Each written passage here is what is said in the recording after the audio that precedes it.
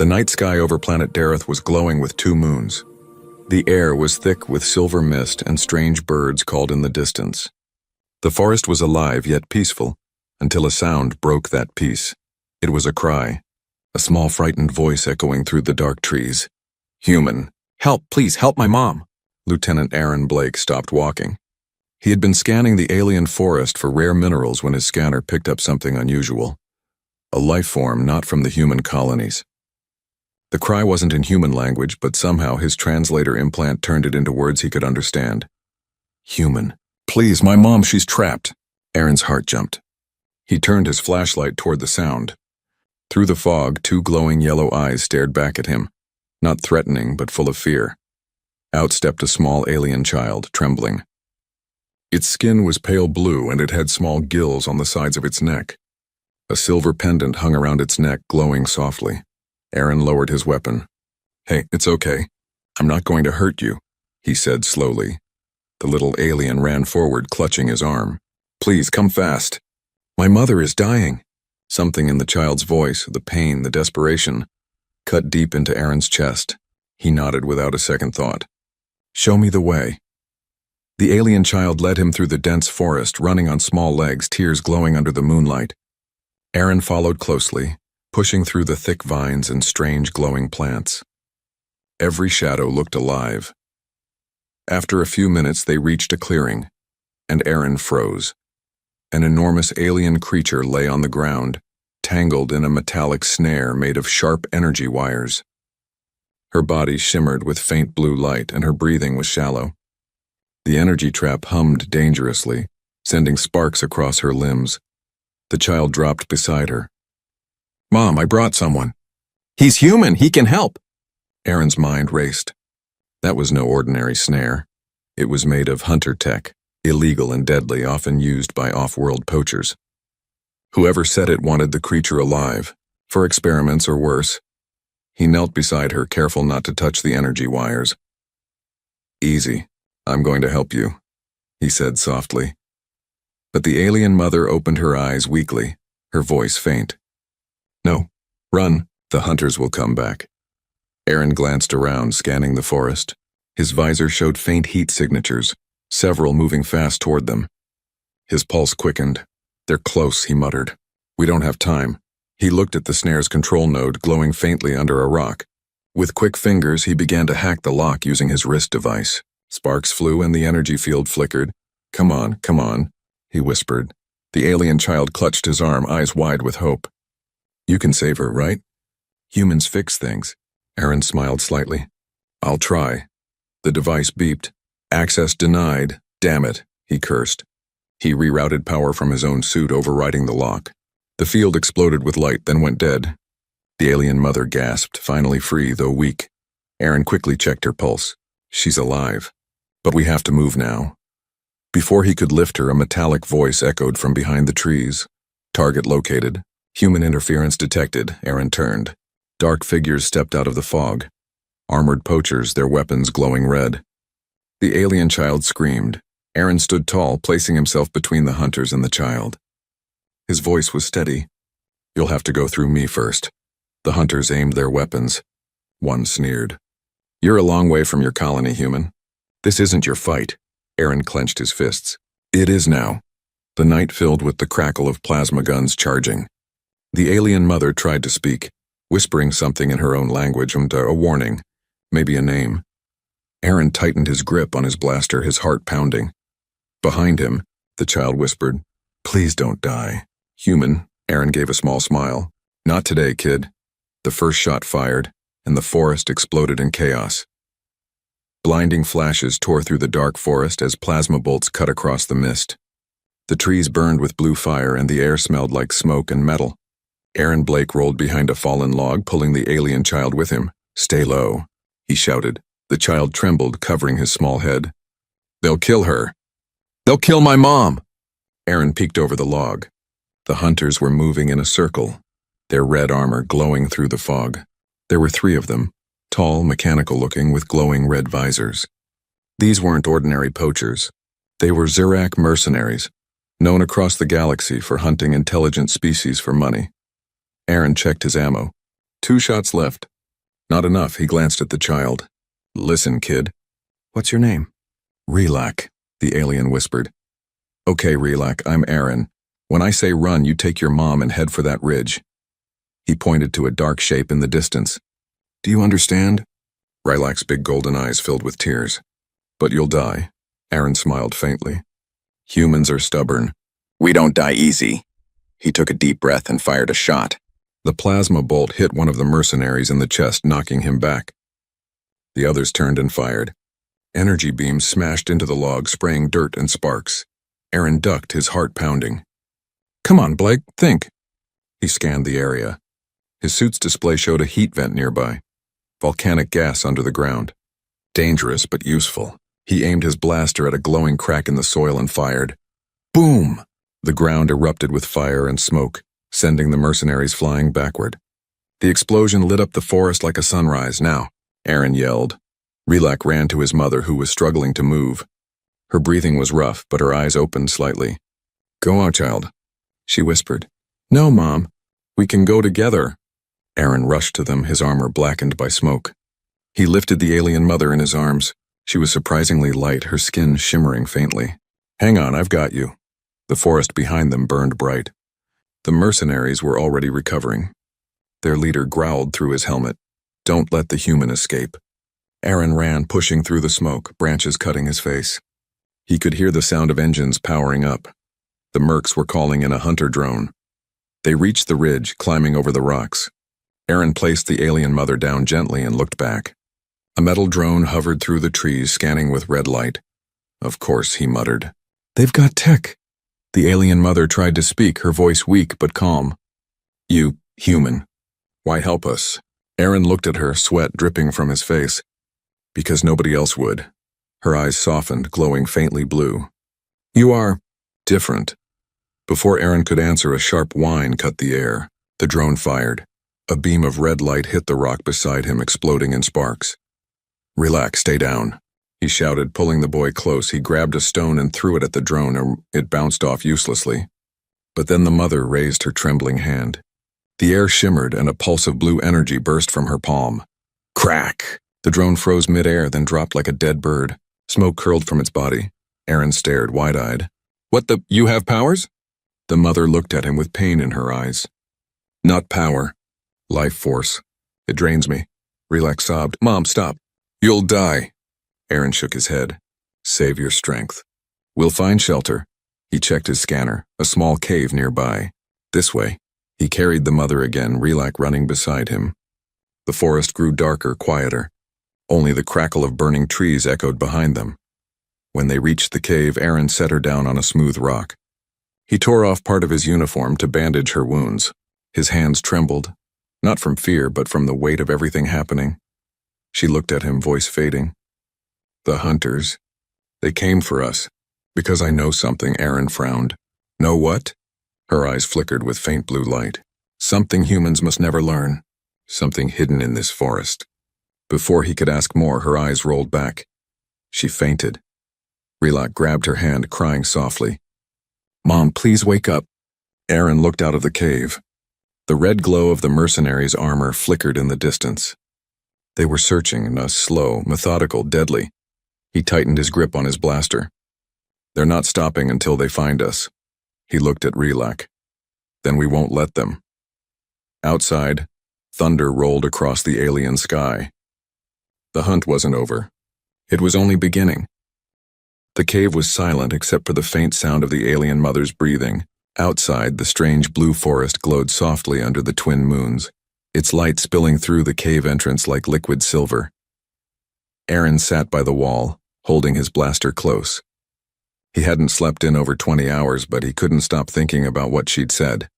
Something humans must never learn. The words echoed in his mind.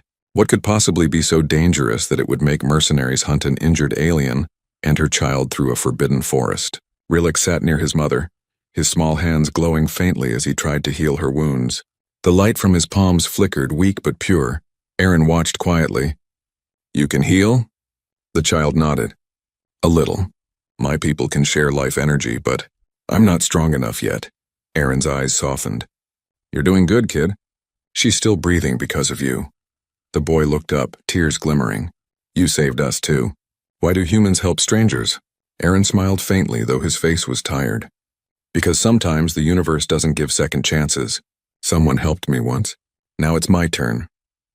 Before Rilak could reply, a faint beeping echoed from Aaron's wrist device, his motion sensor. Something was moving outside. He whispered, "Stay quiet." Creeping to the cave entrance, he peeked out. Through the mist, he saw glowing red lights, the hunters' scanners. They were closer than he thought. They've got tracking drones again. Aaron cursed under his breath. They won't stop. He turned back to Rilak. Can you wake your mom? The child shook his head. She's too weak. Her energy is fading. Aaron looked at her. The faint shimmer on her skin was dimming. He didn't understand her species' biology, but she was dying. He knelt beside her and touched her hand. It was cold. Hey, stay with us, all right? I still need to know what's hidden here. Her eyelids fluttered. The forest. It's alive, Aaron frowned. What do you mean? The trees. They are not plants. They are memories, she whispered weakly. Every tree holds the soul of someone who died here. Our ancestors built this place. It's sacred, Aaron blinked in shock. Souls inside the trees? She nodded slowly. The hunters came to harvest them. Human science will pay anything for what's inside those roots. They call it Eternacore, energy that never dies. Aaron's chest tightened. He had heard that name before, in secret reports from the mining corporations. They wanted to find an infinite power source, something beyond nuclear or fusion. But this, using souls? He stood up, anger boiling in his chest. So that's why they came. Not to hunt and to steal your dead. Rilak clung to his arm. Please don't let them take our forest. It's all we have left. Aaron looked at him, then at the mother. His voice was low, steady. I won't, I promise. A loud thud echoed outside. The sound of metal footsteps grew louder. The mercenaries were right above the cave. Aaron grabbed his blaster. They found us, Rilak panicked. What do we do? Hide behind those rocks. Don't move until I tell you. The boy obeyed, dragging his mother to safety. Aaron positioned himself near the entrance, breathing slow and steady. He could see their red lasers cutting through the mist. 3 figures descended from the ridge, guns ready. The leader's voice boomed. Come out, human. We just want the alien and her spawn. Aaron's jaw tightened. You'll have to kill me first. Gladly. The mercenaries opened fire. Plasma bolts tore through the cave, lighting it up like lightning. Aaron rolled aside, firing back. 2 shots hit a merc square in the chest, sending him crashing into a tree. The other 2 spread out. Suddenly the ground shook. The cave floor cracked open slightly, glowing with blue light. What the hell? Aaron shouted. From the earth, thin blue vines began to rise, moving like snakes. They wrapped around the fallen mercenary's legs, pulling him into the glowing crack. His scream echoed through the forest. The alien mother opened her eyes weakly, whispering in her language. The vines obeyed her. Aaron stared, stunned. The forest. It's protecting you. Her voice was soft but filled with power. The souls. They remember kindness. Outside, the last 2 mercenaries turned and fled, terrified. The blue glow faded, and silence returned. Aaron sat down, breathing hard. Remind me never to make this forest angry. Rilak ran to his mother and hugged her tightly. Mom, you saved us again. The mother smiled faintly. Not me. Our ancestors did. Aaron looked out into the night sky, still glowing with smoke. The hunters will return with more men. We need to warn someone, or destroy whatever they're after before they can take it. The mother looked at him with serious eyes. Then you must see the heart of the forest. Only there will you understand what humans have done. Aaron nodded slowly. Then take me there. He didn't know it yet, but the truth waiting in the heart of the forest would change everything, not just for them, but for all humanity. The morning came slowly on planet Dareth. A soft blue fog floated over the trees, and the light from the twin suns turned the mist into gold. The forest looked peaceful again, but Aaron knew that peace was a lie. The hunters would return, stronger, angrier. And the secret hidden beneath these glowing woods could change the fate of entire worlds. He checked his blaster and scanned the horizon. We move before sunrise, he said. Rilak looked exhausted, but he nodded bravely. The heart is deep inside the forest. No one goes there. The trees, they whisper. Aaron raised an eyebrow. They whisper? The alien mother, still weak but conscious, spoke softly. The souls remember. They speak when danger comes. Aaron didn't argue. He had already seen vines that moved on their own and roots that swallowed enemies whole. If these trees wanted to talk, he was ready to listen. They started walking. The air grew colder as they moved deeper. The forest changed. The trunks became smooth and glass-like, glowing from within. The ground shimmered like it was alive. Every step made the earth pulse faintly under their feet. Rilak reached out and touched a tree. His hand left a glowing handprint on its surface. It's warm, he whispered. Aaron frowned. Feels like a heartbeat, the mother nodded weakly. Because it is. The heart connects them all. Hours passed as they climbed over ancient roots and crossed glowing streams. The deeper they went, the quieter everything became. Even the air felt heavier, as if the forest was watching them. Finally, they reached a wide clearing, and Aaron stopped dead in his tracks. In the center stood a gigantic crystal tree, hundreds of meters tall, its branches stretching to the clouds. Its trunk shimmered with blue veins that pulsed like living arteries. At its base, a pool of light glowed, liquid energy swirling slowly like a calm ocean. The heart of the forest, whispered the mother. It keeps our world alive. Aaron stepped closer, eyes wide. It's beautiful. But this is pure energy. The readings are off the charts. He raised his scanner, but it began to spark, overwhelmed by the field. It's generating power by itself. The mother nodded. It is the memory of every life that ever lived here. When our people die, their energy returns to the heart. It never fades. Aaron stared in awe. That's what the humans want. Eternal energy. Her eyes dimmed with sadness. But if they take it, the forest will die. Every soul here will vanish forever. Before Aaron could respond, his wrist device beeped sharply. Motion detected, he spun around. Through the glowing mist, metallic shadows appeared. More hunters, at least 6, marching toward them. Rilak gasped. They found us again. Aaron grabbed his blaster. Hide behind the roots, go! The mercenaries stepped into the clearing, their armor shining under the blue light. The leader raised his rifle. Step away from the source, human. It doesn't belong to you. Aaron glared. It doesn't belong to you either. The merc sneered. We work for those who built your cities, soldier. Humanity needs power. You of all people should understand. Aaron's grip tightened. Not this way. The leader smiled coldly. Then die with them. The first shot blazed through the air. Aaron rolled aside, returning fire. The blasts echoed across the clearing, but the heart of the forest began to react. The light grew stronger, pulsing like thunder. The ground trembled. Roots erupted from the soil, wrapping around the mercenaries' legs. They struggled, screaming as blue light crawled up their armor. Rilak shouted, The heart is angry. Aaron shielded his face from the blinding glow. It's defending itself. The leader roared, firing wildly into the air, but the roots tightened. And then, with a flash, everything went silent. When the light faded, the mercenaries were gone. Only ashes and twisted armor remained. Aaron looked around, breathing hard. What just happened? The mother's voice was calm but heavy. The heart takes back what it needs. It protects its children. Aaron looked at the glowing pool, now swirling faster. It's alive, but unstable. All this fighting, it's waking something. The mother's expression darkened. Yes, if it fully awakens, this planet will burn. The souls are restless. Aaron stepped closer to the heart, feeling its pull like gravity. His chest tightened, his mind echoing with faint whispers, voices from another world. He whispered, They're talking to me. Rilak grabbed his hand, scared. Don't listen too long. The heart remembers pain. Aaron pulled back, shaking his head. He looked at the mother. We have to stop the humans from coming. If they touch this thing, it could destroy everything. She nodded slowly. Then you must make a choice, human. Protect your kind's greed or protect what remains of ours. Aaron looked at the glowing sky above the forest and clenched his fists. For the first time, he wasn't sure which side he was on. The blue forest was silent again, but not peaceful. The air around the heart shimmered with power, and the ground hummed like it was breathing. Aaron could feel the energy under his boots, steady, alive, and angry. He stood near the glowing pool, his blaster still in hand, staring at the place where the mercenaries had vanished. Their armor was gone, their screams still echoing in his mind. Rilak clung to his mother, eyes wide. Mom, the heart killed them. The mother nodded weakly. The heart only defends itself. But if more humans come, it will not stop.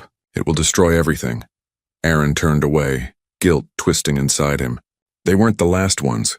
Once Command realizes their team is gone, they'll send more. A full strike force. The mother looked at him with tired eyes. Then the heart will burn your ships too. You cannot stop it with guns. Aaron ran a hand through his hair. Maybe not with guns, but maybe with reason. He opened his comm link. Static hissed, then a voice crackled through. Lieutenant Blake. This is Commander Halden, report. Aaron hesitated. Halden's voice sounded cold, distant. Sir, the hunters are dead. The alien species here, they're not hostile. The energy source is alive. We can't take it, static. Then Halden's calm reply. You found the core, didn't you? Aaron's heart sank. Yes, but listen, if we extract it, the planet will collapse. It's not a resource, it's a living network. Billions of souls. There was a pause. Then Halden said quietly, You're not authorized to make that judgment, Lieutenant. Hold position. We're coming to retrieve the core. Sir, you can't. But the signal cut off. Aaron stared at the device, jaw tight. He knew what that meant. A human strike team was on its way. Relak looked up, afraid. Are your people coming? Aaron nodded slowly. Yeah, and they won't stop until they have this thing. The mother's breathing grew weaker. Then you must decide, human. Will you protect life? Or power? Aaron stared at the glowing heart. The whispers inside it grew louder. Soft voices, almost human. Help us, remember us. He clenched his fists. I'm not letting anyone destroy this place. He turned to Rylak. We need to move your mother somewhere safe. They carried her to the edge of the clearing, into the shadow of a great root. Her skin flickered faintly, her glow fading. Aaron checked his gear. I'll try to disable their ships when they land. Buy us time. But before he could move, the sky above split open. A massive human dropship descended, engines roaring, wind shaking the trees. The blue light of the forest danced against its steel hull. Aaron's heart pounded. They're already here. The dropship landed near the clearing, its doors sliding open. Soldiers in black armor stepped out. His people. The same uniform he once wore with pride. Commander Halden stepped forward, his gray hair shining under the ship's lights. Lieutenant Blake. Step away from the alien structure. Aaron raised his hands but didn't move. Sir, you can't do this. The heart isn't what we thought. It's alive. Halden's expression was cold. Alive or not, it's energy. And Earth needs it. Billions are starving, cities are dark. You think your feelings matter more than survival? Aaron's voice shook but stayed strong. If we take it, we'll kill a world. We'll become the monsters we used to fight. Halden lifted his weapon. You're out of line, soldier. Aaron slowly drew his blaster, aiming low. Then fire. But I'm not letting you touch that tree. The soldiers hesitated, unsure. The forest around them began to hum again, louder this time. The ground glowed. Relak's small voice echoed from the shadows. The heart is waking up again. Suddenly, the giant crystal tree pulsed with blinding light. The air rippled. The humans' weapons powered down automatically, systems fried by the surge. Halden stumbled back. What's happening? Aaron shouted over the roar. You pushed it too far. It's fighting back. The ground split open, and streams of blue light shot upward, wrapping around the dropship. Its engines screamed as the heart drained its power. Aaron ran to Halden, grabbing his arm. Evacuate now! Halden looked at him, fear finally replacing pride. What have you done, Blake? Aaron pulled him toward the forest edge. Saved us from ourselves. The dropship exploded in midair, scattering debris like falling stars. The shockwave threw Aaron to the ground. When the light faded, the forest was quiet again, only the faint hum of the heart remained. Aaron sat up slowly, covered in dust. The human soldiers were gone, their leader unconscious beside him. The mother opened her eyes, weak but alive. You chose well. Human. Aaron looked at the heart, now glowing softly again. No, I just did what was right. Relak smiled through tears. You're one of us now. Aaron didn't answer. He looked up at the smoking sky. He knew Earth would not forgive what he'd done. But maybe, just maybe, this time humanity would learn something greater than power. Mercy. Smoke curled through the glowing trees. The air was heavy with dust and silence after the blast. Pieces of metal from the human dropship still burned across the clearing like fallen stars. Aaron opened his eyes slowly. His ears rang. His chest ached. For a moment, he didn't remember where he was. Then he saw Relak leaning over him.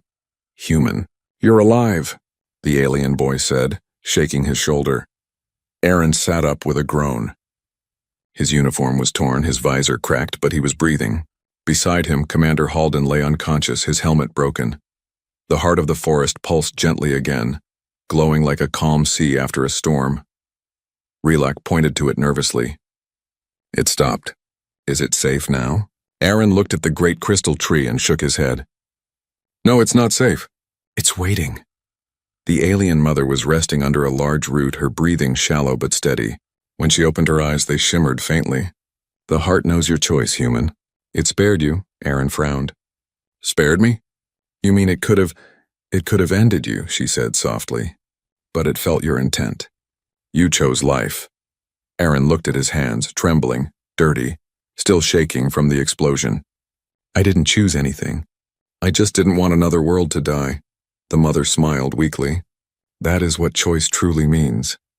Before Aaron could respond, the ground beneath them shivered, not with violence, but like a heartbeat. The light around the heart grew stronger, spreading through the roots and branches. Relak gasped. It's talking again. Aaron listened carefully. Faint whispers filled his mind, not in words but in feelings. Regret, pain, hope. Suddenly his vision blurred. The forest around him vanished. He was standing somewhere else. A vast city, tall metal towers, smoke-filled skies, oceans of machines. Humans everywhere working endlessly under bright neon lights. And then, explosions. Fire. Destruction. The earth itself cracking open.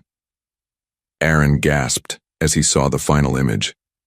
The heart of the forest, buried deep under human cities, turned into a power reactor. Its blue light fading to black, then everything disappeared. He dropped to his knees, panting.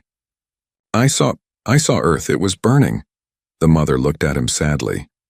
The heart showed you what will come if humans take its power. You cannot let that future happen. Aaron pressed his hands to his face. My people, they'll never stop. Even after this, they'll send more ships. Relak tugged his sleeve. Then you have to make them stop. You're one of them. They'll listen to you. Aaron shook his head. No, kid. Not anymore, a groan interrupted them. Halden stirred, coughing weakly. Lieutenant, what have you done? Aaron turned to him, calm but firm. I saved lives, sir. Halden's eyes flicked to the heart. You destroyed the mission. Billions on Earth need energy. You doomed them. Aaron stood, anger flaring. No. You doomed them when you decided to steal souls and call it progress. Halden struggled to his knees. You don't understand. Without new power, Earth dies. Sometimes sacrifices must be made. The mother's voice was soft but clear. Your kind always says that.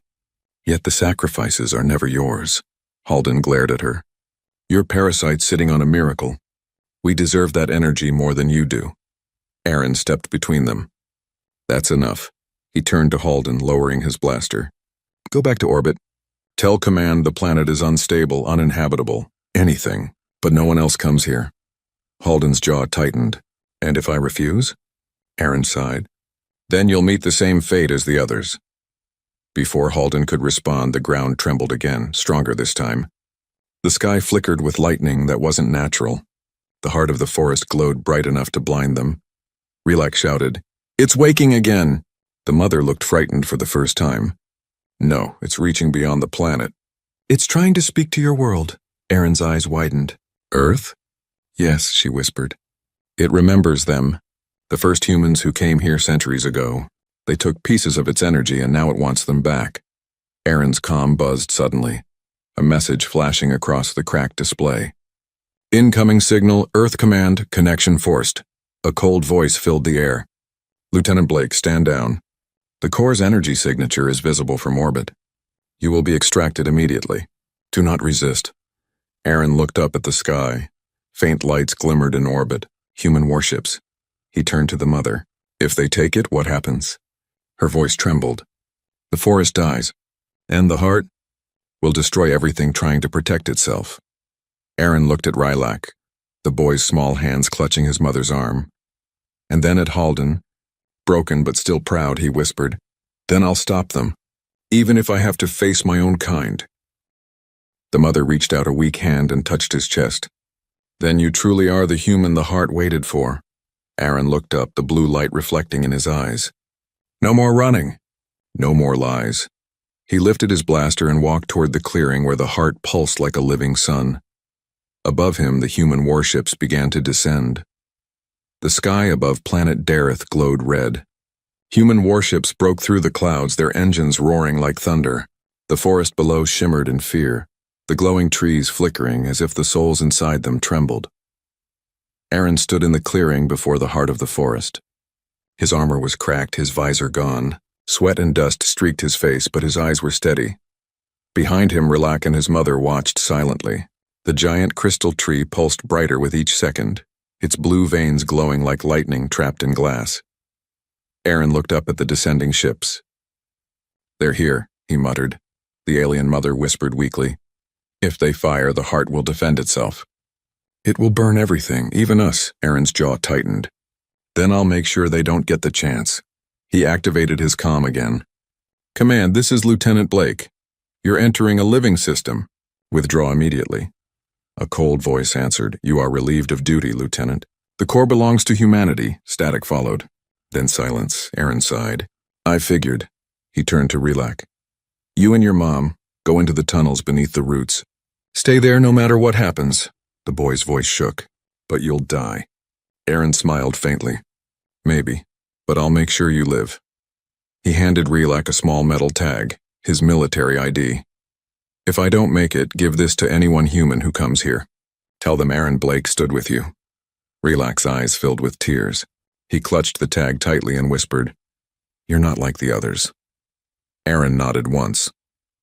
"That's the point." He turned toward the heart. Its light grew stronger, and then a voice filled his mind. Not the mother's, not Rilak's. 1,000 voices whispering together. "Human, why do you fight for us?" Aaron closed his eyes. "Because someone has to." The forest fell silent. Then the light around him wrapped gently around his body. Not burning, not hurting. Just warm. "Then we will give you our strength." The heart's energy surged through him. His wound stopped bleeding.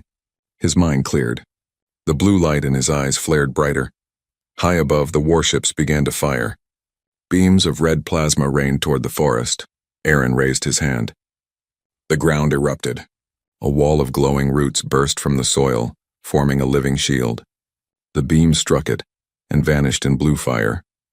Inside the flagship, human officers stared in shock. "What is that?" Commander Halden, still weak but alive, watched from the forest floor. He whispered, "Blake, what have you become?" Aaron's voice echoed through the air, carried by the heart itself. "I became what humans should have been." The warships charged again, preparing a final strike. The heart responded. Its branches lit up like stars, sending columns of light into the sky. The beams pierced the clouds, touching each ship one by one, and then everything went silent. No explosions, no screams, just light. When the glow faded, the ships were gone, not destroyed, moved. The sky was empty, peaceful again. Rilak ran from the tunnel. "You did it." "They're gone." Aaron swayed, exhausted. The glow in his eyes dimmed. "No, the heart moved them, sent them somewhere safe.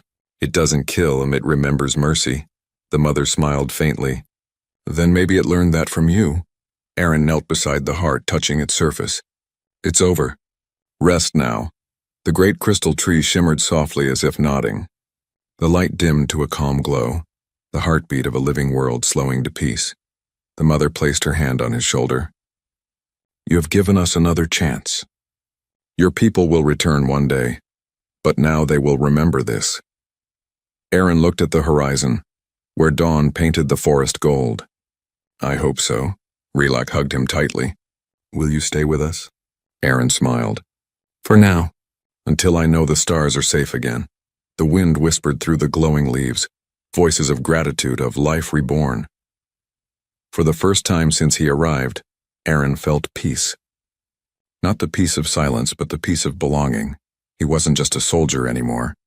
He was a bridge between worlds. As the suns rose higher, The forest shimmered with blue light, gentle, eternal, and deep within the heart of the forest, a new light formed, one shaped like a human soul, standing guard over the world he saved.